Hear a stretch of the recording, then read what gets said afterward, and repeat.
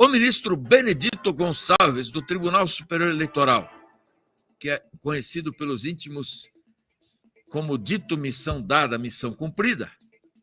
Aquele que recebeu um tapinha na cara do Lula? Isso, missão dada, missão cumprida. Votou ontem o que os estagiários dele escreveram. Estagiários, assessores e tal, porque você sabe que os ministros têm uma resma de auxiliares, assessores, estagiários. Ele fez um voto de 400 folhas para condenar o ex-presidente Jair Bolsonaro à inelegibilidade por 8 anos.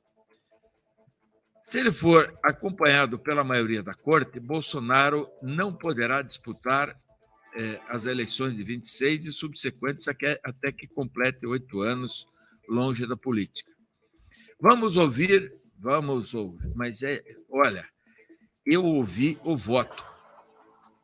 Eu queria saber como é que um homem que não consegue ler R's e S's, porque é horrível ouvir esse senhor falar, que ele come todos os R's, todos os S's, concordância para ele é uma concordância verbal, para ele é uma dificuldade, uma ficção, não é, do vernáculo.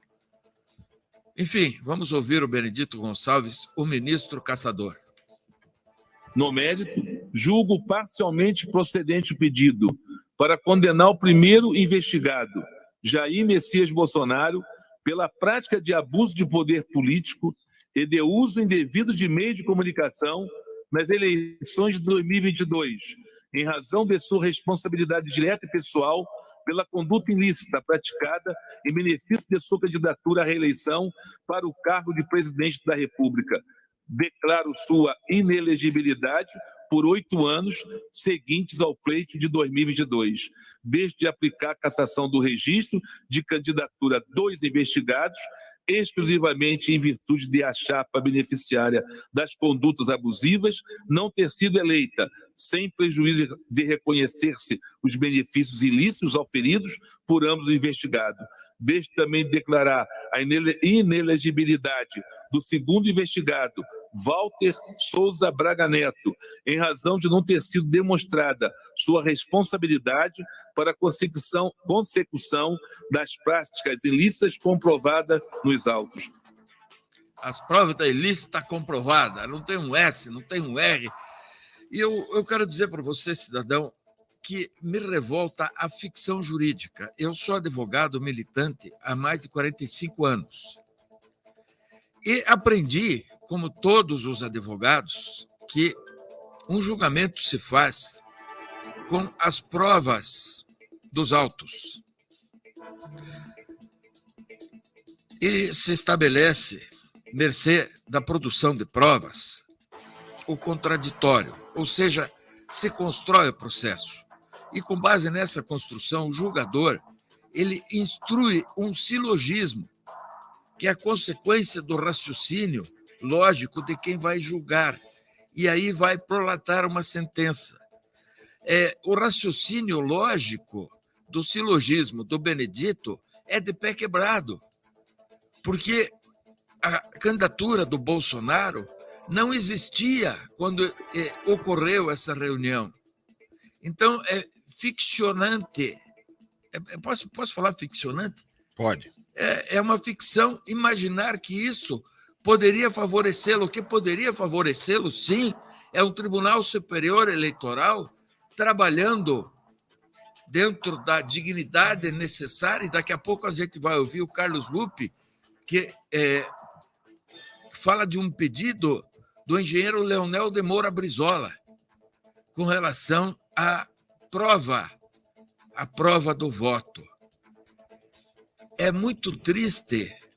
Eu quero aqui me antecipar, né? Nós vamos falar daqui a pouco o nome dos ministros, mas eu cravo, ou é 6-0, ou é 6-1, perdão, ou é 7-0, né? A gente já sabe como vai ser isso. E quando a gente já sabe como é que vai se pronunciar um Tribunal Superior Eleitoral, uma Corte Superior, quando uma nação já tem juízo formado e pré-formado, significa que perdeu-se o respeito ao direito.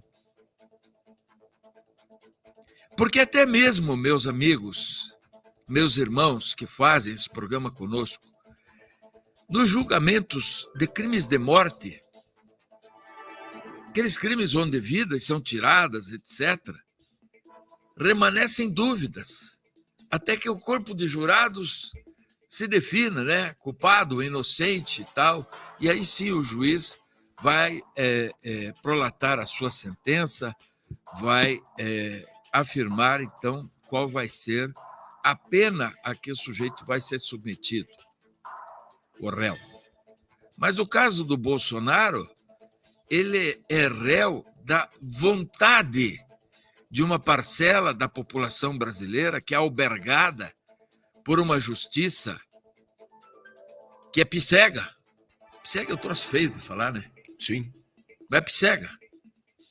Que a justiça devia ser cega. Aquela imagem da justiça é justamente para dizer que a justiça é cega e que ela é distribuída com equanimidade, sem um olhar que beneficie A ou B. Mas a justiça brasileira, nos dias atuais, ela é picega, porque ela só enxerga direitos de esquerda. E não adianta ficar brabinho, etc., porque é um fato. O ex-presidente Jair Bolsonaro, finalmente, hein, Bolsonaro? Finalmente largou a frouxidão, a lassidão. Acordou, Jair? Porque desde que foi para os Estados Unidos, eu vou te falar uma coisa também. Estava insuportável ouvir você, Jair Bolsonaro. Estava insuportável. Porque desde que foi para os Estados Unidos, voltou amaricado, adamado.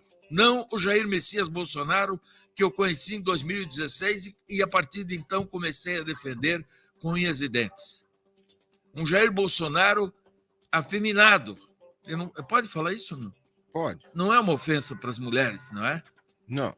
Porque Mas eu acho que não, essa não é a expressão correta. Qual é? Para essa fase. Eu acho que ele estava temeroso. Temeroso. Até porque eu conheço mulheres que não têm nenhum temor.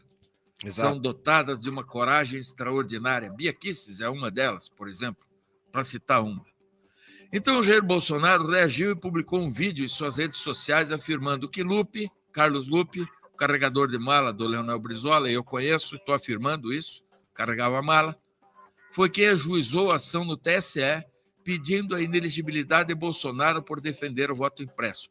Este mesmo Carlos Lupe, nós vamos mostrar agora o vídeo, faz uma afirmação a favor do voto auditável. É malaco, malandro, é jaguara, é cabra jaguara. O Carlos Lupe é ministro cabra jaguara. Você sabe que você é, né, Lupe? Você sabe que eu te conheço bem, né? Você lembra que eu abri a porta para você lá naquela casa, no Parkway, em Brasília? Ministro? Barbudinho, frouxão. Segundo o Bolsonaro, falei frouxão, não? Falou, repita. Carlos Lupe, você é frouxo e é mentiroso. E, aliás, você foi tocado ao governo da Dilma por ser corrupto. Isso quem falou foi a Dilma, não eu.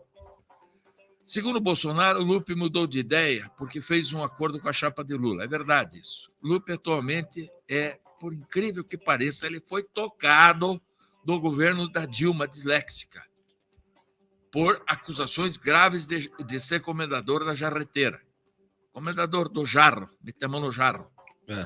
E agora é ministro da Previdência de novo. Puxa vida, vamos ver o que diz o presidente Bolsonaro. No dia de ontem, 27 de junho, o senhor ministro Benedito Gonçalves, relator, deu o seu voto pela minha inelegibilidade por 8 anos, sob a acusação de abuso de poder político numa reunião com embaixadores. Agora, o autor da ação é o senhor Carlos Lupe, presidente do PDT e atual ministro da Previdência Social do Lula.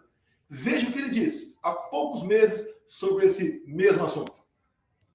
Desde o surgimento da urna eletrônica 25 anos atrás, nosso líder, nossa referência do partido, Leonel de Moura Brizola, já defendia uma coisa simples de se fazer, a impressão do voto.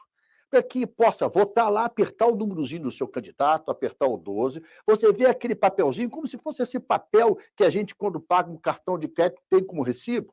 cair numa urna transparente e ficar ali guardado. Quando se tiver desconfiança, quando tiver uma votação muito diferente de locais, você pode conferir esse voto. Esse é o segredo de toda democracia no mundo. A possibilidade de recontagem, a possibilidade de conferência de voto. Hoje, algumas pessoas mais à direita querem defender a impressão do voto. Não é porque eles estão hoje defendendo que nós vamos deixar de defender aquilo que para a democracia é salutar. Já foi aprovado, inclusive, no Congresso Nacional. E o tribunal não quis fazer porque disse, na época, que não tinha recursos para fazê-lo. Não tem recursos maiores para garantir a própria liberdade de expressão e a democracia do que investir na conferência do voto através da sua impressão. Nós, do PDT, através do nosso líder, Leonel Brizola, fomos quem primeiro falou isso e temos coragem de claramente dizer a todo o povo brasileiro: sem a impressão do voto, não há possibilidade de recontagem. Sem recontagem, a fraude impera.